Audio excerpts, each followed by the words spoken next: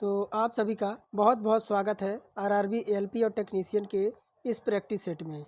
तो मैं आपके लिए लगातार एएलपी और टेक्नीशियन का टेस्ट सीरीज ला रहा हूं और इस चैनल पर आप सभी जानते हैं कि इस चैनल पर आपको केवल रेलवे के प्रैक्टिस टेस्ट और मॉक टेस्ट कराए जाते हैं। अगर आप लोग पहली बार चैनल पर जुड़ रहे हैं तो अपने भाई को ज़रूर सपोर्ट करें। सपोर्ट के तौर पर चैनल को सब्सक्राइब करके बेल आइकन को आप लोगों को ऑन कर लेना है ताकि जो भी मैं वीडियो अपलोड करूं सबसे पहले आप तक पहुंचे। तो इसी के साथ हम आज की क्लास शुरू करते हैं और चलिए कॉपी कलम की ज़रूरत पड़ेगी क्योंकि आज के क्वेश्चन में आपको न्यूमेरिकल ज़्यादा देखने को मिलेगा। तो इसी के साथ चलिए हम आज की क्लास शुरू करते हैं। आगे बढ़ने से पहले छोटी सी इंफॉर्मेशन है उन विद्यार्थियों के लिए जो आरआरबी एनटीपीसी की तैयारी कर रहे हैं और एग्ज़ाम क्रैक करना चाहते हैं। तो चक्षु प्रकाशन आपके लिए लेकर आया बेस्ट बुक और इस बेस्ट बुक में मिलेगा आपको कॉम्बो पैक में आपको मिलेगा देखिए रेलवे रीजनिंग के 6000 प्लस टीसीएस एमसीक्यू क्वेश्चन, वह भी आपको चैप्टर वाइज और सॉल्व पेपर के साथ। और इसके साथ ही आपको मिलेगा रेलवे मैथ जो आपका चैप्टर वाइज और विद सॉल्यूशन आपका सॉल्व पेपर इसमें भी आपको मिलेगा। और साथ ही आपको 6900 प्लस क्वेश्चन रेलवे सामान्य अध्ययन आपको संपूर्ण इसमें मिलेगा और चैप्टर वाइज। और साथ ही आपको इसका प्रैक्टिस सेट टेस्ट आपको मिलेगा। यहाँ पे आपको जो है स्टडी गाइड प्रैक्टिस टेस्ट मिलेगा और इसमें आप देख सकते हैं कि आपको सिलेबस वाइज इसमें आपका सब कुछ दे रखा है। तो इसका लिंक मैं वीडियो के डिस्क्रिप्शन में दे दूँगा, आप उसे यहाँ से बाई कर सकते हैं। नहीं तो आप डायरेक्ट ही इसे फ्लिपकार्ट, अमेजोन, स्नैपडील और जियो मार्ट पर यह अवेलेबल है और आप वहां से बाई कर सकते हैं। तो चलिए हम आज की क्लास अपनी शुरू करते हैं। तो आप सभी के सामने न्यूमेरिकल का पहला प्रश्न है, इसे पढ़िए और वीडियो को स्किप करके इसे लगाइए। तब तक मैं आपको बताता हूँ। देखिए क्या दे रखा है। पहला क्वेश्चन कह रहा एक वस्तु है जिसका द्रव्यमान आपको दे रखा है 500 किलोग्राम और कितने मीटर प्रति सेकंड के वेग से ऊपर की ओर जाएगी। तो अब देखिए अगर प्रारंभिक वेग हम क्या ले लेंगे तो प्रारंभिक वेग u बराबर हम ले लेते हैं 200 मीटर प्रति सेकंड ले लेते हैं। अब v यानी वेग बराबर क्या हो जाएगा, वेग बराबर आपका 0 हो जाएगा। अगर हम देखें तो गुरुत्वाकर्षण के विरुद्ध हम काम कर रहे हैं तो g का मान क्या होना चाहिए, g का मान आपका ऋणात्मक होना चाहिए। क्या होना चाहिए, g का मान आपका ऋणात्मक होना चाहिए। अब देखिए v स्क्वायर बराबर आपका क्या हो जाएगा, ये हो जाएगा आपका u स्क्वायर प्लस 2gh हो जाएगा, 2gh हो जाएगा। जहाँ पे आप देख सकते हैं तो v का मान हमारा कितना है, 0 है। ये आपका v का स्क्वायर 0 आ जाएगा और आपका देखिए u का है तो आपका 200 का वर्ग हो जाएगा। 200 का वर्ग होके ये आपका हो जाएगा 2 गुणे 10 और गुणे आपका h हो जाएगा, h हो जाएगा। अब यह देखिए 200 का जब हम जो है वर्ग करेंगे तो यह कितना आएगा, यह आपका आ जाएगा 40,000, 40,000 आ जाएगा।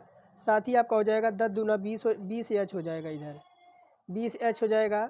और जी का मान आप जानते ही हैं, जी का मान जो आपका होता है, जी का मान हमने रखा है 10 मीटर प्रति सेकंड रख दिया है, 10 मीटर प्रति सेकंड। अब देखिए यह क्या हो जाएगा, तो एक जीरो से एक जीरो काट देते हैं, 2 से काटेंगे 2 दूना 4 हो जाएगा। अब h बराबर हमारा कितना आ जाएगा, 3 जीरो बचा ना, तो 3 जीरो हम उतार देंगे, 3 जीरो हम उतार देंगे। अब देखिए पहली स्थिति के अनुसार तो हमारा एक आ गया, ये हमारा करेक्ट हो गया। अगर हम दूसरी स्थिति ले, अगर देखिए 2000 हमारा यहाँ पे आया ना, 2000, अब 2000 हमारा आया यहाँ से हमारा पहला करेक्ट हो गया। अब अगर हम यहाँ पे दूसरी स्थिति लें, देखिए दूसरी स्थिति में क्या होगा, तो यू हम देखिए दूसरी स्थिति में जो हमारा प्रारंभिक वेग होगा यानी यू का मान हम 0 ले लेंगे और भी का जो है हम मान निकाल लेंगे, भी का मान निकाल लेंगे। तो अब देखिए क्या हो जाएगा, भी स्क्वायर बराबर आपका हो जाएगा 0 और प्लस का 2 गुणे, देखिए मैं थोड़ा सा डिस्टेंस बताया, देखिए भी स्क्वायर बराबर क्या हो जाएगा 0 प्लस का 2 और इंटू कर देंगे 10 और गुणा करा देंगे 2000 से। 2000 हमारा आया था ना पहली स्थिति। तो अब देखिए बी स्क्वायर बराबर यह क्या हो जाएगा, तो 10 दूना 20, ये आपका हो जाएगा 4000, 4000 हो जाएगा, ये 4000 हो जाएगा। अब क्या करेंगे, अब देखिए बी स्क्वायर है ना, बी स्क्वायर हमारा हट जाएगा और ये आपका आ जाएगा अंडर रूट में। 4000 आपका आ जाएगा अंडर रूट में, 4000 अंडर रूट में आ गया। अब ये निकलेगा किससे, ये इसका जो आप अभी मैंने जो है 200 का वर्ग किया था ना, 200 का वर्ग किया था, ये आपका 200 आ जाएगा, 200 आ जाएगा। तो देखिए 200 मीटर प्रति सेकेंड, विकल्प नंबर हमारा बी ऑप्शन करेक्ट हो जाएगा। हमने बी ऑप्शन लिया था तो बी हमारा जो है ऊपर की ओर जाएगा, यानी 200 मीटर प्रति सेकंड हमारा आ जाएगा। वापस आते ही प्रारंभिक बिंदु की चाल आपकी 200 मीटर प्रति सेकंड हो जाएगी। समझ आ गया, आगे बढ़ते हैं। आगे देखिए दूसरा भी हमारा है, ये भी देखिए कह रहा है गतिशील वस्तु का कोणीय संवेग हमेशा नियत रहेगा यदि परिणामी बाह्य बल लगा हो, परिणामी दाब लगा हो, परिणामी बाह्य आघूर्ण लगा हो या परिणामी बाह्य आघूर्ण ना लगा हो। तो कह रहा है कि गतिशील वस्तु का कोणीय संवेग हमेशा नियत रहेगा यदि क्या होगा। तो देखिए इसमें हम लगा दें विकल्प नंबर डी। क्या हो जाएगा कि देखिए अगर यहाँ पर बात करें तो बल आघूर्ण बराबर होता क्या है, तो बल आघूर्ण बराबर, देखिए बल आघूर्ण बराबर आपका होता है, यह आपका होता है जड़त्व, जड़त्व आघूर्ण, जड़त्व आघूर्ण इंटू में आपका कोणीय त्वरण। क्या होता है, तो कोणीय त्वरण, कोणीय त्वरण ये आपका होता है। अब देखिए अगर बात करें तो विकल्प हमारा डी, परिणामी बाह्य आघूर्ण ना लगा हो। तो गतिशील वस्तु का कोणीय वेग, जो कोणीय संवेग हमेशा नियत रहेगा यदि उसमें आपका परिणामी बाह्य आघूर्ण ना लगा हो। आगे देखिए तीसरा नंबर प्रश्न आपका ये भी न्यूमेरिकल ही है। कह रहा है यदि पृथ्वी की त्रिज्या आपके 6400 किलोमीटर है तो इसकी विषुवत रेखा पर स्थिति एक बिंदु का कोणीय वेग होगा। तो तीसरा नंबर है, तो आप लोग यह है वीडियो को स्किप करके जो है वीडियो को पॉज करके तब आप इसे जो है लगाइए। तो कोणीय वेग बराबर आपका होता क्या है, देखिए कोणीय वेग बराबर होता क्या है, तो कोणीय वेग बराबर, देखिए कोणीय वेग बराबर आपका होता है ओमेगा, ओमेगा 2 पाई और अपॉन में टी होता है। अब ओमेगा क्या है, ओमेगा आपका कोणीय वेग है और टी क्या है, तो आपका आवर्तकाल है। तब ओमेगा बराबर क्या हो जाएगा आपका, देखिए ओमेगा बराबर आपका हो जाएगा 2 गुणे और पाई का मान कितना होता है, तो आपका 3.14 होता है और बटे लगा देंगे क्या, तो देखिए बटे आपका हो जाएगा 24 गुणे 60 गुणे 60। तो अब देखिए यह क्या हो जाएगा, तो काटे पीटेंगे तो देखिए हमारा कितना आ जाएगा 7.3 और इंटू 10 के पावर हमारा -5 आ जाएगा, -5। यानी देखिए हम देख सकते हैं तो ऑप्शन नंबर फर्स्ट रेडियन प्रति सेकेंड आ जाएगा। ऑप्शन नंबर फर्स्ट इसमें हमारा करेक्ट हो जाएगा। आगे देखिए चौथा नंबर भी आपका न्यूमेरिकल का ही है। कह रहा है यदि पृथ्वी सिकुड़ कर वर्तमान त्रिज्या से 1/3 गुना त्रिज्या की हो जाती है तो गुरुत्वीय त्वरण होगा।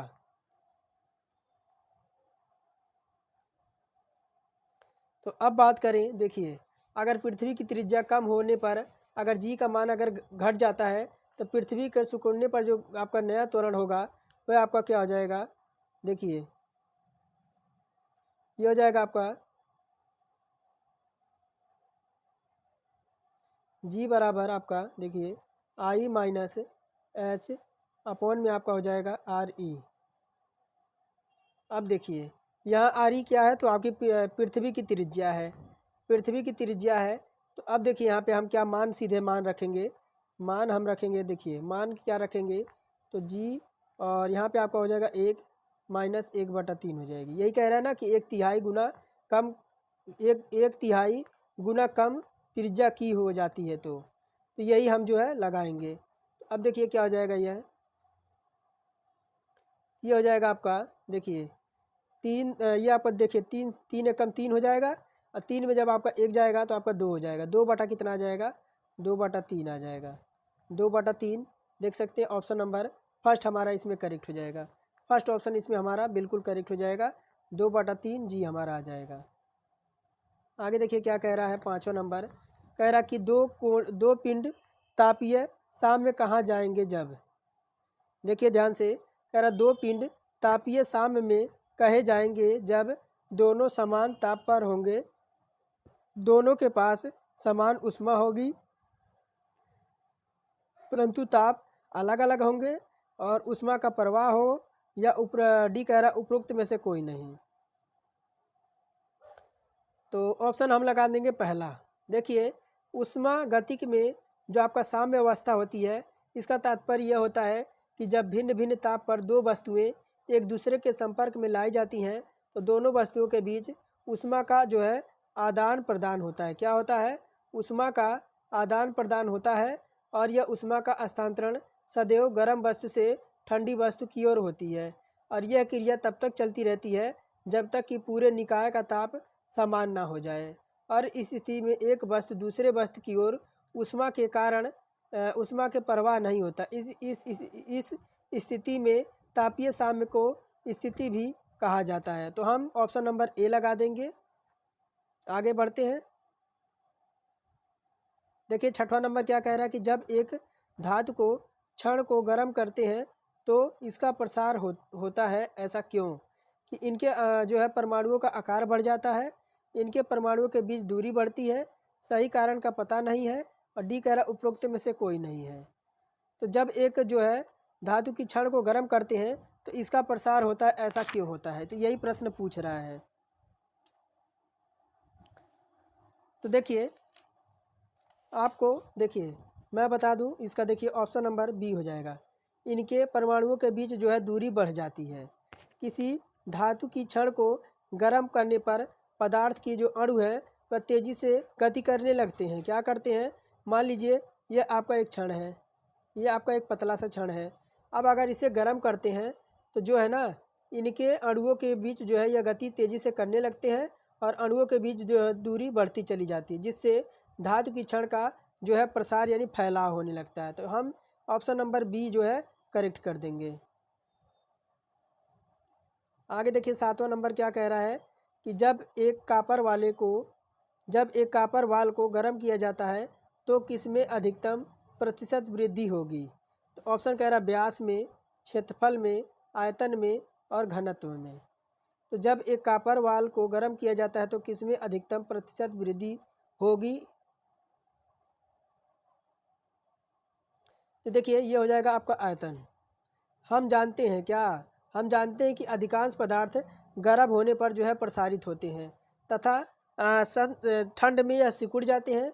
किसी वस्तु के ताप में परिवर्तन होने पर उसकी विमाओं में अंतर आ जाता है और किसी वस्तु के ताप में वृद्धि करने पर उसकी जो विमाओं में वृद्धि हो जाती है, तो उसे हम तापीय प्रसार कहा जाता है। तो जो है लंबाई में प्रसार को रैखिक प्रसार, क्षेत्रफल में प्रसार को क्षेत्रीय प्रसार और आयतन में प्रसार को आयतन प्रसार कहा जाता है। तो हम ऑप्शन नंबर सी विकल्प को करेक्ट कर देंगे। आगे बढ़ जाते हैं। 8वां नंबर का जवाब दीजिए। कह रहा है यदि आपका 2.5 किलोग्राम लोहे के गेंद का व्यास आपको दे रखा है 1.25 किलोग्राम की एल्युमिनियम का गेंद के समान है, तो इन दोनों गेंदों का एक चट्टान से गिराने पर उनके ज़मीन पर गिरने से ठीक पहले उनका क्या समान होगा?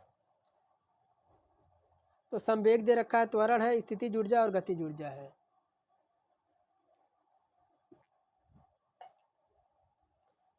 तो देखिए पृथ्वी के कारण लगने वाला गुरुत्वीय त्वरण हमेशा क्या होता है? तो नियत रहता है। अब पृथ्वी के केंद्र की ओर यानी पृथ्वी के सेंटर और जब यह बल लगता है तो जो जी का आपका गुरुत्वीय त्वरण क्या हो जाता है? तो जी का जो आपका गुरुत्वीय त्वरण हो जाता है 9.8 मीटर प्रति सेकेंड स्क्वायर हो जाता है। अब यही क्या हो जाएगा? यह आपका हो जाएगा त्वरण। ऑप्शन नंबर बी हमारा इसमें करेक्ट हो जाएगा। अब देखिए 9वां नंबर कह रहा है 1 किलोग्राम भार बराबर होता है।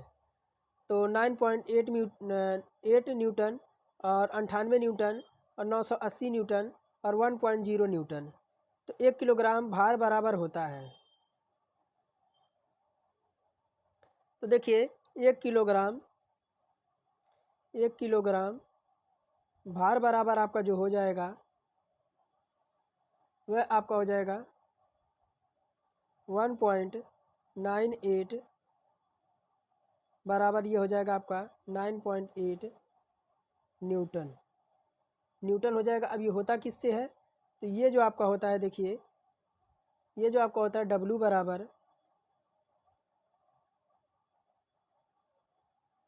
बराबर आपका mg से होता है, ये mg से होता है ये। तो ऑप्शन नंबर हमारा 9वें का ऑप्शन नंबर पहला 9.8 मीटर न्यूटन हमारा करेक्ट हो जाएगा। आगे बढ़ते हैं। 10वां नंबर प्रश्न का जवाब दीजिए। कह रहा एक व्यक्ति अपनी कार से समतल सड़क पर सफ़र कर रहा है। वह उस दिशा में 36 से 30 कोण पर जाने वाले हवाई जहाज़ को देखता है। वह 110 किलोमीटर प्रति घंटा वेग से चलाते हुए उस हवाई जहाज़ के सीधे नीचे रहता है। तो हवाई जहाज़ का वेग बताना है आपको, हवाई जहाज़ का वेग बताना है।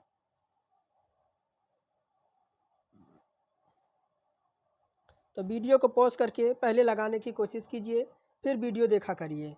तो अब देखिए, बात करें थीटा बराबर आपको कितना दे रखा है, क्या दे रखा है, थीटा बराबर आपका 30 डिग्री दे रखा है ना। यहाँ देखिए 30 डिग्री आपका दे रखा है।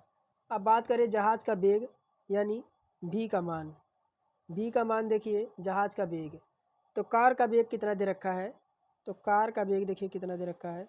तो कार का वेग आपका जो दे रखा है 110 किलोमीटर प्रति घंटा, 110 किलोमीटर प्रति घंटा दे रखा है। तो हम लगाएंगे क्या, तो देखिए v cos थीटा यानी थीटा का मान आपका हो जाएगा 30 डिग्री बराबर ये हो जाएगा आपका 110 हो जाएगा। अब हमें तो v का मान चाहिए, v को हम इधर लाएंगे। तो अब देखिए यह कितना हो जाएगा, 110 हो जाएगा। और ये आपका जो आ जाएगा इधर आपका हो जाएगा cos 30 डिग्री बराबर ये देखिए क्या हो जाएगा, 110 तो आपका ऊपर है और ये आपका आ जाएगा अंडर रूट cos 30 का मान कितना होता है, cos 30 का मान किसी को पता है, ये होता है आपका 3/2 होता है, अंडर रूट 3/2 होता है। अब v का मान कितना आ जाएगा, तो v का मान हमारा आ जाएगा 1/127 किलोमीटर प्रति आवर हो जाएगा। कितना आ जाएगा v का मान, तो v का मान आपका हो जाएगा 127 किलोमीटर प्रति आवर्स आपका आ जाएगा। तो देखिए कहाँ पे दे रखा है, तो विकल्प नंबर हम सी को लॉक कर देंगे, ऑप्शन नंबर सी। आगे देखिए 11 नंबर प्रश्न कह रहा है कि एक गतिमान पिंड समय के वर्ग के अनुक्रमानुपाती दूरियां तय कर रहा है। तो पिंड का त्वरण पूछ रहा है। तो कह रहा है 0 है और नियत है, बढ़ रहा है या घट रहा है। तो एक गतिमान पिंड के समय के वर्ग के अनुक्रमानुपाती दूरियां जो है तय कर रहा है। तो पिंड का त्वरण आपको बताना है। तो क्या रहेगा, 0 रहेगा, नियत रहेगा, बढ़ रहेगा या घटा रहेगा। तो अगर बात करें देखिए, तो ये आपका क्या हो जाएगा, तो पिंड है, मान लीजिए क्या कितना दे रखा है, तो आपका व्युत्क्रमानुपाती दे रखा है। तो व्युत्क्रमानुपाती दे रखा है, तो ये आपका हो जाएगा, देखिए ये आपका व्युत्क्रमानुपाती हुई आपका हो जाएगा क्या, t² हो जाएगा, t² हो जाएगा,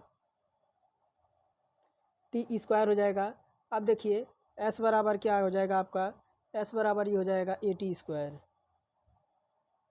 at², जहाँ बराबर आपका देखिए ds अपॉन में क्या होता है, तो आपका dt होता है। अब देखिए v बराबर हमारा क्या हो जाएगा, तो v बराबर हमारा हो जाएगा 2at और बराबर ये हो जाएगा देखिए dt और अपॉन में हो जाएगा आपका dt। ये आपका dt नहीं होगा, देखिए 1 मिनट, ये आपका हो जाएगा db अपॉन में हो जाएगा आपका dt। अब इसके बराबर क्या हो जाएगा आपका 2a, ये आपका क्या आ जाएगा 2a बराबर क्या आ जाएगा, ये आपका कांस्टेंट हो जाएगा, क्या हो जाएगा, ये आपका कांस्टेंट हो जाएगा, जहाँ ये आपका नियत हो जाएगा, क्या हो जाएगा, ये आपका नियत हो जाएगा। विकल्प हम भी लगा देंगे। 12 नंबर कह रहा कि चाल समय के ग्राफ का ढाल दर्शाता है। तो त्वरण है, विस्थापन है, वेग है और चली गई दूरी है। तो चाल समय के ग्राफ को ढाल जो है क्या दर्शाता है। तो अगर बात करें, देखिए चाल समय ग्राफ देखें, चाल समय ग्राफ देखिए तो देखिए आपका क्या हो जाएगा, ये आपका हो जाएगा थीटा, यह थीटा हो जाएगा, जहाँ पे आपका यह टी है, टी हो जाएगा।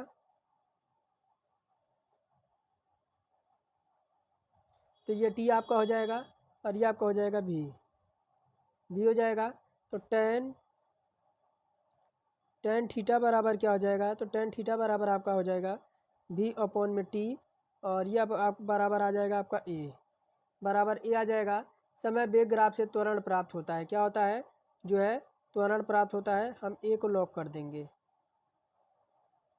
आगे देखिए 13 नंबर कह रहा है कि एक कण की गतिज ऊर्जा और संवेग के संख्यात्मक मान समान है, तो कण की गतिज ऊर्जा पूछ रहा है, कण की गतिज ऊर्जा पूछ रहा है, यानी संवेग पूछ रहा है। क्या पूछ रहा है, संवेग पूछ रहा है। क्या पूछ रहा है, देखिए यहाँ पे आपका संवेग पूछ रहा है। संवेग पर अगर बात करें तो आपका एम भी पूछ रहा है। तो गतिज ऊर्जा यानी काइनेटिक एनर्जी बराबर मैंने आपको बताया है का गतिज ऊर्जा बराबर क्या हो जाएगा, गतिज ऊर्जा, तो गतिज ऊर्जा बराबर आपका हो जाएगा हाफ एम बी स्क्वायर। ये मैंने आपको कई बार पढ़ाया है और आपको बताया भी है। तो संवेग बराबर गतिज ऊर्जा, यानी एम बी बराबर आपका क्या हो जाएगा, एम बी बराबर आपका हो जाएगा, एम बी बराबर आपका हो जाएगा 1/2 और M V square, M V square हो जाएगा।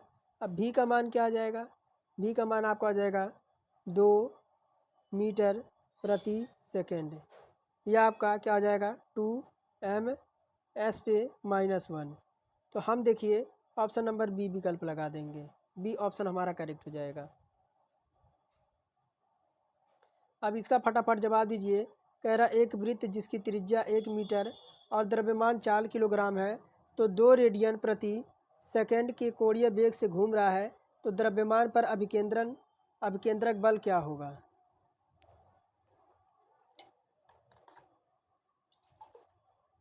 तो देखिए अगर इसे हम सॉल्व करते हैं, 14 नंबर प्रश्न है, तो देखिए क्या हो जाएगा। तो एफ बराबर क्या हो जाएगा आपका, तो एफ बराबर आपका हो जाएगा M R omega square, M R omega square बराबर हो जाएगा। अब यहाँ देखिए आपका हो जाएगा 4, आपको कितना दे रखा है, द्रव्यमान आपका 4 दे रखा है, और 1 गुणे ओमेगा का मान कितना है, तो आपका 2 है, 2 का स्क्वायर कर देंगे। अब यह कितना हो जाएगा, तो हो जाएगा 4 गुणे 1 और 2 दूना आपका 4 हो जाएगा। तो ये आपका हो जाएगा 16 न्यूटन हो जाएगा। कितना, 16 न्यूटन। हम विकल्प नंबर डी को लॉक कर देंगे, विकल्प नंबर डी हमारा इसमें करेक्ट हो जाएगा।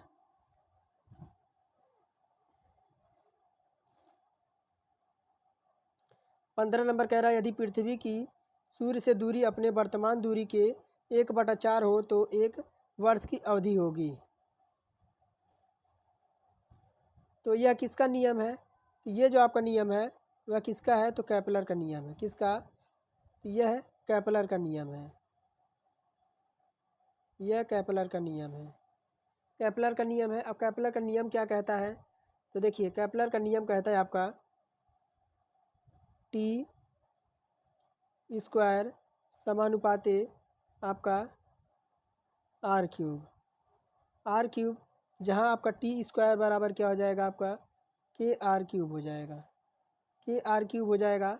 अगर यहाँ आपका देखिए फिर आपका क्या हो जाएगा T2 और अपान में आपका हो जाएगा T1, इसका क्या हो जाएगा स्क्वायर हो जाएगा, बराबर यहाँ देखिए आपका T2 और T2R1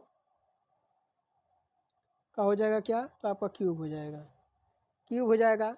अब देखिए क्या हो जाएगा, ये हो जाएगा आपका T2 और बराबर T1 ब्रैकेट में आपका हो जाएगा R2 और अपान में T1 हो जाएगा। क्या हो जाएगा T1 नहीं, R2 है ना, तो आपका R1 हो जाएगा। क्या हो जाएगा? R1 ये हो जाएगा, R1 हो जाएगा। और इस पर आपका हो जाएगा 3/2, 3/2 हो जाएगा। अब क्या हो जाएगा? तो ये आपका हो जाएगा T2 बराबर T1 इंटू 1/4 पे आपका हो जाएगा 3/2, 4 पे 3/2 हो जाएगा। तो ये आपका हो जाएगा, देखिए ये आपका आ जाएगा T1 बराबर आपका आ जाएगा क्या? 1/, ये हो जाएगा आपका 2 का स्क्वायर। ये आपका क्या हो जाएगा? तो 3/2 हो जाएगा। अब 3/2 हो जाए, देखिए 2 से 2 आपका कट जाएगा, 2 दूना 4, 4 दूना 8 हो जाएगा। क्या हो जाएगा? T1 में अपन आपका 8 आ जाएगा। अब हम देखें, अब यह कहाँ पे आपका, यदि पृथ्वी की सूर्य से दूरी अपने वर्तमान दूरी का 1/4 हो तो वर्ष की अवधि क्या आ जाएगी? 1/ आपकी 8 आ जाएगी। विकल्प हम बी ऑप्शन लॉक कर देंगे, बी हम जो है ऑप्शन लॉक कर देंगे। देखिए इसे सॉल्व करने की ज़रूरत तो नहीं थी, बस मैंने सॉल्व करके आपको आंसर बता दिया। आगे देखिए 16 नंबर कह रहा है कि 2 किलोवाट का पंप मशीन 1 मिनट में 10 मीटर ऊंचाई तक कितना पंप करेगा। यानी जी का मान आपका 10 मीटर प्रति सेकेंड आपका दे रखा है, स्क्वायर दे रखा है। अब पंप की शक्ति देखें तो देखिए पंप की आपकी शक्ति देखें, देखिए पंप दे रखा है ना,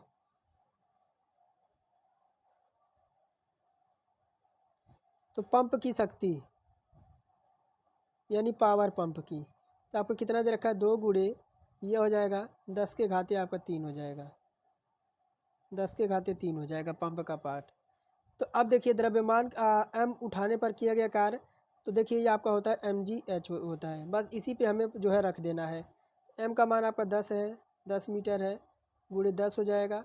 यह बराबर आपका हो जाएगा 100 मीटर आपका हो जाएगा, 100 मीटर आ गया।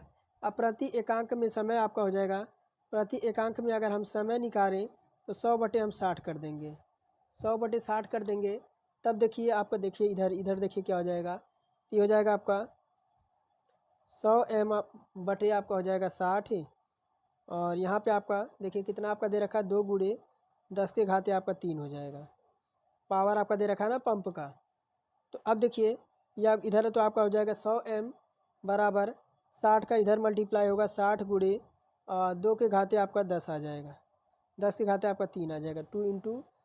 अब देखिए क्या हो जाएगा, हमें तो m का मान चाहिए, हम इधर m को इधर लाएंगे तो ये हो जाएगा आपका 60 गुणे 2 के पावर 2 और 10 के पावर आपका 3।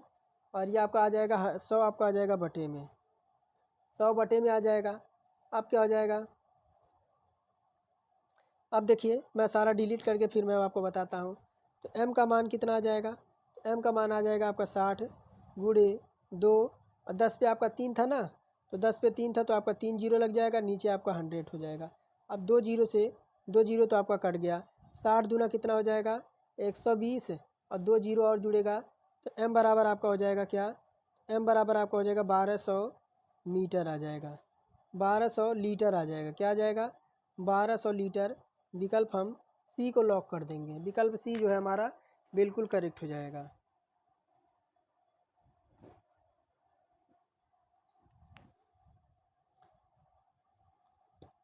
कह रहा आधुनिक आवर्त सारणी में जिंक का स्थान क्या होता है? आधुनिक आवर्त सारणी में जिंक का स्थान क्या होता है? तो देखिए अगर वर्ग में बात करें जिंक का, Zn यानी क्या, तो जिंक ना Zn।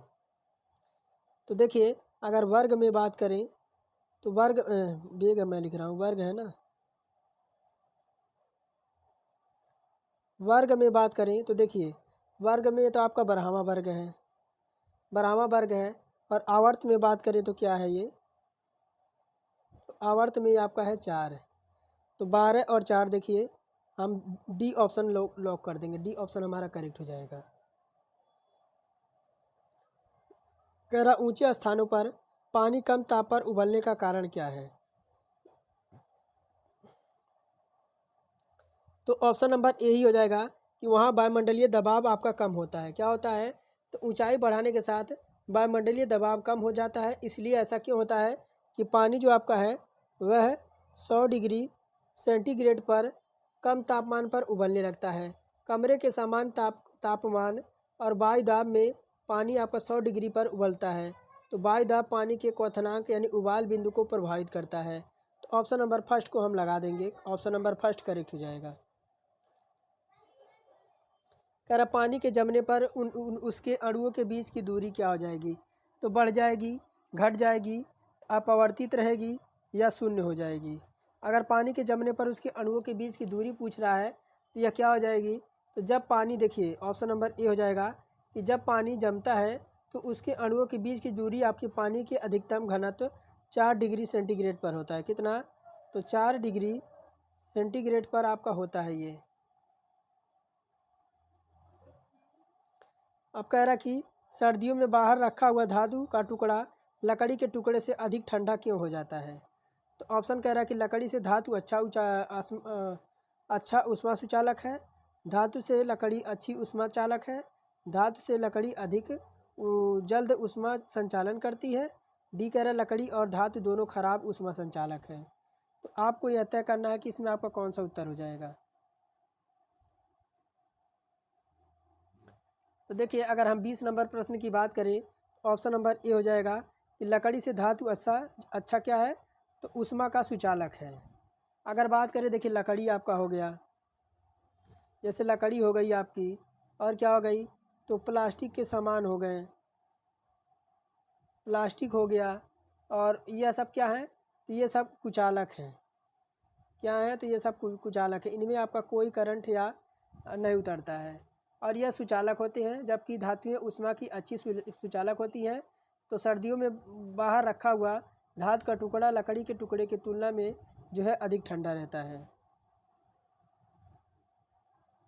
अब कह रहा कि भारत में नागरिकों के लिए मौलिक अधिकारों से संशोधन कौन करता है?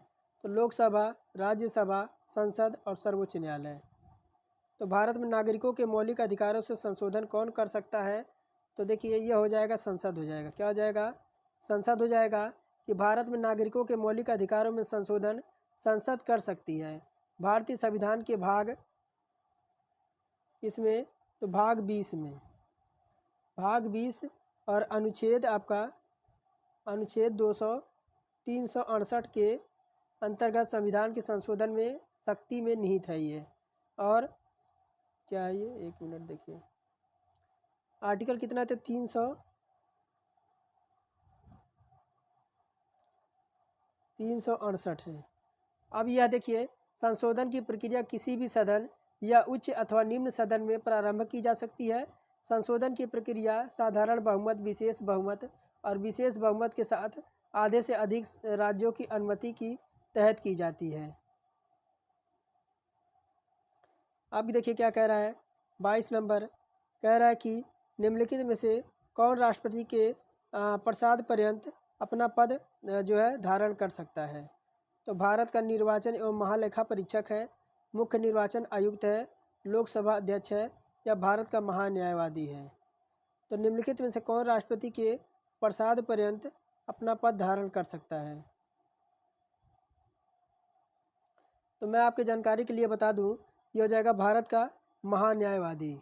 भारतीय संविधान के अनुच्छेद, देखिए आर्टिकल 76 के 4 के भाग 5 में, 4 के भाग में यह उल्लेखित किया गया है कि भारत का महान्यायवादी राष्ट्रपति का प्रसाद पर्यंत अपनी पद धारिता करेगा, जबकि भारत का नियंत्रक लेखा परीक्षक अनुच्छेद 148 से 51, मुख्य निर्वाचन आयुक्त और अनुच्छेद 324 से 29 के समय पूर्व उसी नीति द्वारा हटा दिया गया है। कह रहा विक्रमशिला विहार संस्थापक कौन था? तो गोपाल, देवपाल, धर्मपाल और महिपाल। तो विक्रमशिला विहार का संस्थापक कौन था? तो अगर हम 23 की बात करें तो ये हो जाएगा आपका धर्मपाल। पाल नरेश धर्मपाल ने 1775 में, कब? ये 1700 नहीं तो 775 से 800 तक बिहार के भागलपुर जिले में पत्थर घाट नामक पहाड़ी पर स्थित विक्रमशिला विहार की स्थापना कराई गई थी। यह महाविहार 4 शताब्दियों से अधिक समय तक जो है प्राप्त शिक्षा का केंद्र रहा है, जबकि नालंदा विश्वविद्यालय की स्थापना कुमार गुप्त द्वारा की गई थी। किसके द्वारा? तो कुमारगुप्त के द्वारा। अब यही पूछ रहा है क्या कि गुलामों का गुलाम किसे कहा जाता है? तो मोहम्मद गौरी, कुतुबुद्दीन ऐबक, बलबन और इल्तुतमिश। तो गुलामों का गुलाम किसे कहा जाता है? तो हम ऑप्शन लगा देंगे इल्तुतमिश को। गुलामों का गुलाम इल्तुतमिश को प्रदान किया गया था क्योंकि वह शासक कुतुबुद्दीन ऐबक द्वारा खरीदा गया था। कौन था? तो इल्तुतमिश को कुतुबुद्दीन ऐबक ने जो है खरीद लिया था, इसी वजह से इसे दासों का दास या गुलामों का गुलाम कहा जाता था। कह रहा निम्नलिखित में से किसके विरुद्ध में रविन्द्रनाथ टैगोर ने अपनी नाइटहुड की उपाधि का परित्याग कर दिया था? तो ऐसा उन्होंने क्यों किया था? तो रोलेट एक्ट के कारण, जलियांवाला बाग नरसंहार के कारण, साइमन कमीशन या क्रिप्स मिशन। तो 25 का ऑप्शन नंबर बी हो जाएगा आपका, जलियांवाला बाग नरसंहार। तो अमृतसर के, देखिए अमृतसर में हुए जलियांवाला बाग हत्याकांड कब हुआ था? तो ध्यान देखिए आपका बहुत इंपॉर्टेंट, आपका 13 अप्रैल 1919 को जो है यह हत्याकांड हुआ था। यह हत्याकांड हुआ था और इसके विरुद्ध में रविन्द्रनाथ टैगोर ने अपनी नाइटहुड की उपाधि का जो है परित्याग कर दिया था और साथ ही शंकर नारायण ने अपने इस हत्याकांड के विरोध में वायसराय की कार्यकारिणी परिषद से त्यागपत्र से इस्तीफा दे दिया था। कह रहा कि किस अफ्रीकी देश के राष्ट्रपति ने 4 से 6 दिसंबर 2023 तक भारत के राजकीय यात्रा की है? तो केन्या के हैं, तंजानिया और बुर्किना फासो और घाना। तो किस अफ्रीकी देश के राष्ट्रपति 4 से 6 दिसंबर 2023 तक भारत की राजकीय यात्रा की है? तो ये जो कौन थे? तो ये थे आपके केन्या के। राष्ट्रपति द्रौपदी मुर्मू के नियंत्रण में अफ्रीका देश केन्या के राष्ट्रपति विलियम सुमोई कौन थे? तो ये थे विलियम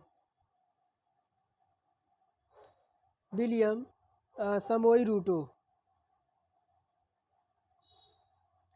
विलियम समोई रूटो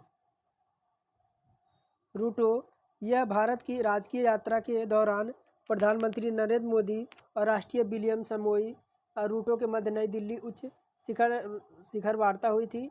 इस वार्ता के दौरान भारत ने केन्या के कृषि क्षेत्र के लिए 25 करोड़ डॉलर का ऋण लाइन ऑफ क्रेडिट देने की घोषणा की थी। कर यूनेस्को ने अपने क्रिएटिव स्टीज नेटवर्क में किन 2 भारतीय शहरों को शामिल किया है?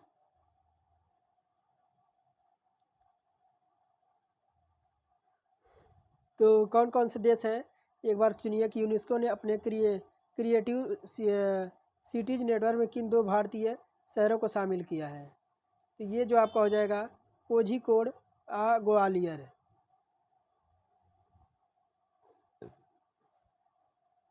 संयुक्त राष्ट्र वैज्ञानिक और सांस्कृतिक संगठन यानी यूनेस्को ने अपने क्रिएटिव सिटीज नेटवर्क UCCN में 55 नए शहर जोड़ने की घोषणा की है और नए प्रवेशकों में 2 भारतीय शहर केरल और कोझिकोड ने साहित्य नगरी के रूप में, मध्य प्रदेश के ग्वालियर ने संगीत की नगरी के रूप में पहचाना है। और यूनेस्को जब ग्वालियर में अंतर्राष्ट्रीय स्तर की आयोजन में भागीदारी करेगा तो वाराणसी और चेन्नई के बीच ग्वालियर देश की तीसरी संगीत की नगरी जो है हासिल करेगी। आगे देखिए क्या कह रहा है।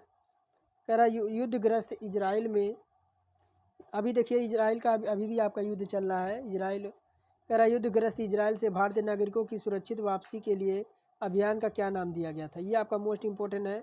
ये आपका जो है स्क्रीनशॉट लेकर इसे आप लिख लीजिएगा या आपको पूछा जा सकता है, किसी न किसी शिफ्ट में ये जरूर आ सकता है आपका। तो ऑपरेशन दोस्ती, ऑपरेशन अजय, ऑपरेशन विजय, ऑपरेशन शौर्य। तो युद्धग्रस्त इजराइल से भारतीय नागरिकों को सुरक्षित जो आपका लाने का प्रोसेस था, इस अभियान का क्या नाम दिया गया था?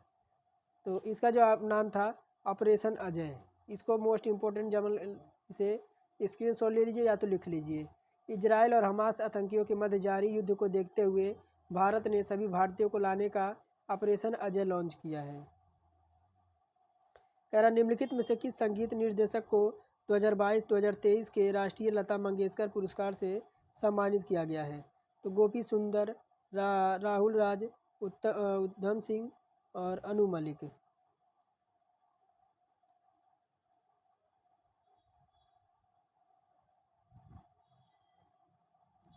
तो देखिए अगर बात करें, एक मिनट, तो यहाँ आप देख पा रहे होंगे, कह रहा निम्नलिखित में से संगीत निर्देशक के वर्ष 2022 और 23 के लिए लता मंगेशकर पुरस्कार से कौन सम्मानित किए गए हैं। तो ये थे उत्तम सिंह। उत्तर देखिए, मध्य प्रदेश के सांस्कृतिक विभाग द्वारा निर्देशक उत्तम सिंह को वर्ष 2022 और 23 के लिए राष्ट्रीय लता मंगेशकर पुरस्कार से सम्मानित किया गया है। अब लास्ट प्रश्न होगा, कह रहा कि 75वें एमी अवार्ड के अंतर्गत सर्वश्रेष्ठ अभिनेत्री का खिताब किसे सम्मानित किया गया है। तो आलिया भट्ट हैं, सारा स्नूक हैं, जुआन इस्केलान हैं और मिशेल यो हैं। तो ये आपके 4 कटघरी की 4 लड़कियां हैं। तो अगर बात करें तो देखिए 30 का हो जाएगा क्या, 75वां का हमारा ऑप्शन नंबर बी, सारा स्नूक। देखिए 75वें एमी अवार्ड के अंतर्गत सारा स्नूक को ड्रामा सीरीज सेक्शन के लिए सर्वश्रेष्ठ अभिनेत्री के खिताब से सम्मानित किया गया है। तो देखिए आलिया भट्ट थी, सारा स्नूक थी और जुआना यानी 4 देशों से ये अलग अलग थी। तो हमारा जो ऑप्शन हो जाएगा इसमें ऑप्शन नंबर बी जो है सारा स्नूक हो जाएगा। यह जो है 75वें एमी अवार्ड के अंतर्गत सर्वश्रेष्ठ अभिनेत्री किताब से सम्मानित की गई हैं। ऑप्शन नंबर बी हमारा करेक्ट हो जाएगा। तो ये थे हमारे कुछ इंपॉर्टेंट क्वेश्चन। क्लास कैसी लगी कमेंट में ज़रूर बताइएगा। आज फ़िलहाल यहीं, फिर आपको मिलेंगे नेक्स्ट प्रैक्टिस टेस्ट के साथ। और अगर क्लास पसंद आई हो तो एक लाइक ज़रूर करें, अपने भाई को सपोर्ट के तौर पर चैनल को सब्सक्राइब करके बेल आइकन को ज़रूर ऑन कर लें। तो बाय बाय, आप सभी का दिन शुभ हो।